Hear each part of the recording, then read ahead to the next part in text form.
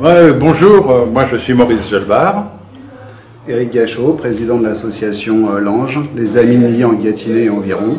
Cette année, nous avons édité un livre sur l'histoire de la commune d'Oncy-sur-École et nous présentons à l'occasion des Journées du patrimoine une exposition. Alors, moi, disons que le livre, la synthèse de recherches que j'ai faites sur le village depuis plus de 30 ans que j'habite ici, 45 ans que j'habite, très précisément. Et par curiosité, je faisais des recherches, je faisais des photos. À propos de curiosité, c'est une curiosité instituteur qui m'avait permis, il y a de nombreuses années, au cours d'un échange, de vivre un an au Québec. Donc, nous avons fait des tas de recherches pour savoir déjà comment les gens habitaient ici, comment tous les maires qui étaient là, tous les instituts qui ont vécu, retrouver des poteries et du IIe siècle, trouver des outils préhistoriques. Vous voyez, c'est là, il y a donc des pierres qui ont 7000 ans, d'autres qui sont 5000 ans, des restants de poterie du IIe siècle. Vous voyez, donc c'est... voilà. Le village a été connu quand même parce qu'il y a 150 ans, on a fait une fête sur le peintre Lantara, qui a été le premier peintre paysagiste.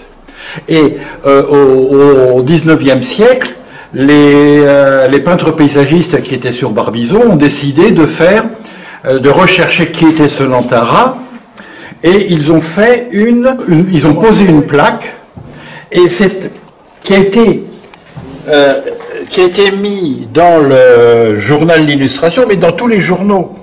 L'Illustration, c'est un journal national. Ça veut dire qu'on a entendu parler de Oncy-sur-École dans la France entière, à propos.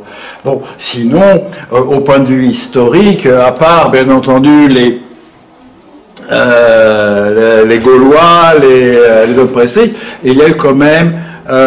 au cours de malheureusement des armées, les passages des armées napoléoniennes qui sont passées par là, pendant la guerre de 70, ils sont passés par là, pendant la guerre de 14, il y avait à côté, à Milly-la-Forêt, il y avait l'entraînement de soldats qui venaient, dont certains habitaient ici, et puis malheureusement, au cours du dernier conflit mondial, il y a eu l'occupation comme partout ailleurs. Voilà.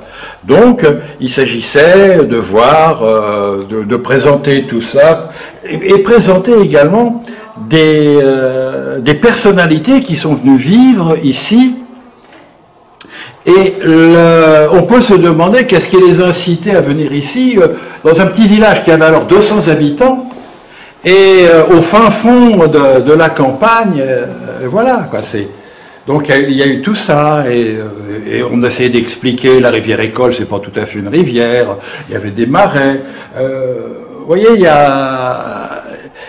ce qui se passait, c'est que les gens d'ici, ceux qui sont originaires d'ici, ils ont tellement l'habitude de voir les choses qu'ils ne les voient plus. Mais... c'est partout pareil. Quand j'étais au Québec, j'avais fait des photos que j'avais présentées dans un globe photo, les photos du village où j'étais, et les gens du village disaient mais ça où c'est, mais ça où c'est. Ils passaient à côté sans le voir parce qu'ils ont l'habitude de le voir. Mais ça c'est partout pareil. C'est partout pareil. C'est un beau petit village, venez le visiter. Alors nous avons fait toute cette documentation. Il suffisait donc nous avons fait un livre qui est celui-ci, mais bon, ça c'est le livre de cette année, mais les autres années, nous avons fait également, nous avons plein d'autres éditions qui sont ici, vous voyez.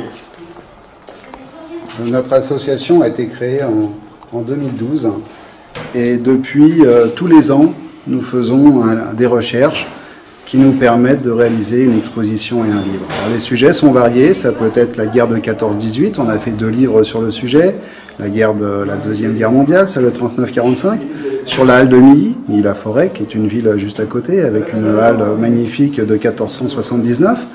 Nous avons fait l'an dernier un livre et une exposition sur le même principe que celle-ci, mais sur une autre commune qui s'appelle Moigny-sur-École. C'est une commune qui se trouve de l'autre côté de Milly-la-Forêt, au nord de Milly-la-Forêt.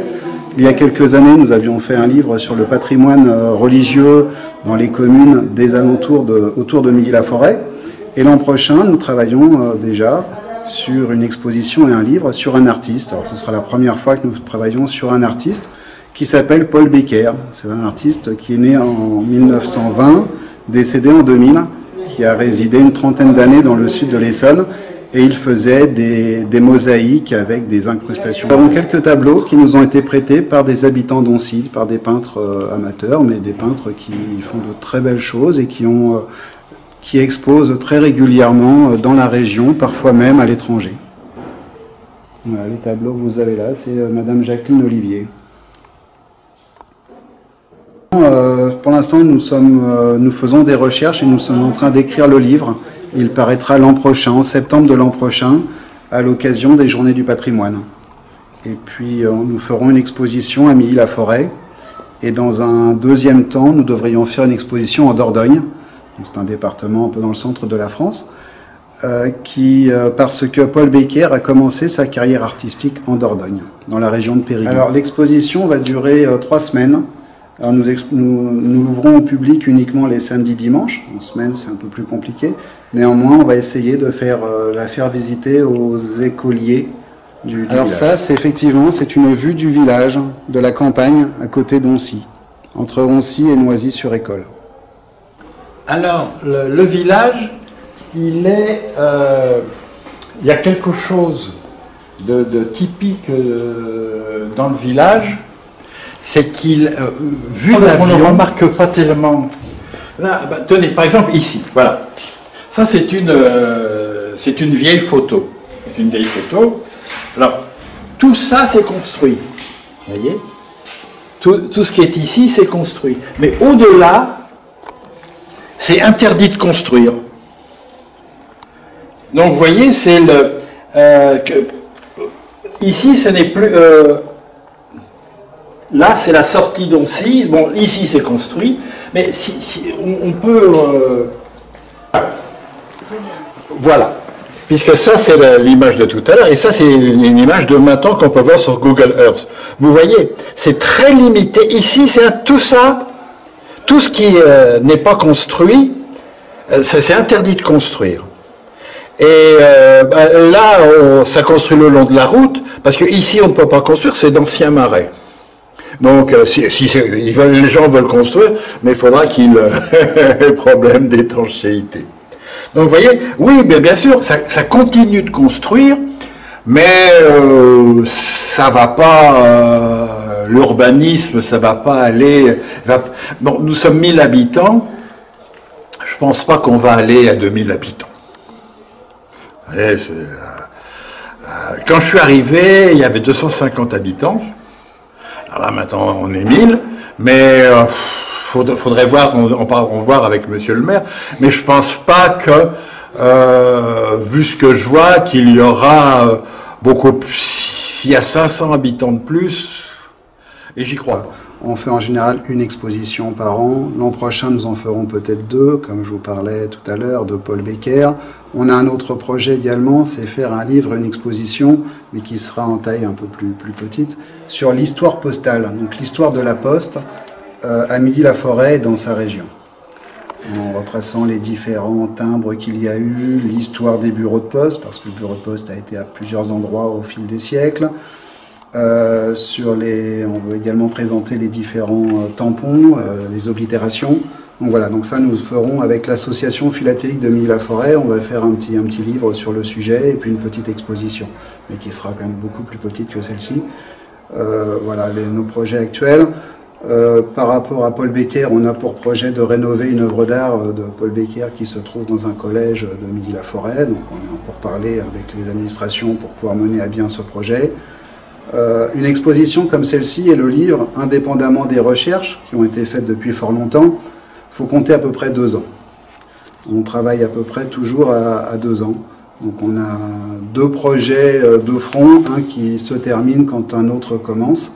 Et voilà, pour aboutir à un livre comme ça de 180 pages, c'est à peu près 2 ans de travail, plus les recherches qui ont été faites en amont. Maurice a fait des recherches depuis des dizaines d'années. Mais voilà, se lancer sur un projet comme ça, recompiler, voire rechercher, enfin, réunir les informations qui ont été collectées au fil des ans, les mettre en forme, faire les photos pour les illustrer. Maurice a également rencontré de nombreux villageois qui lui ont parfois prêté des photos. Il a recueilli des témoignages que l'on a mis en forme dans le livre. Donc voilà, tout ce travail nous prend à peu près 2 ans. Merci.